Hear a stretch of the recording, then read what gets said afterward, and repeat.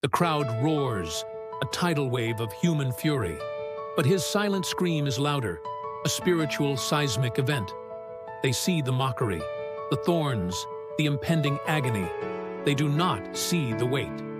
The sin of all time, a cosmic crushing, a divine heartbreak.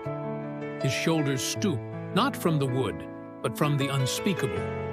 This is not merely suffering, it is bearing the consequence. The Father's gaze, averted not in anger, but in the impossible sorrow of witnessing his Son absorb the world's rebellion. Every bruise, every drop of blood, a covenant sealed in the deepest grief. This entire script is written in his sacrifice. He carries it all.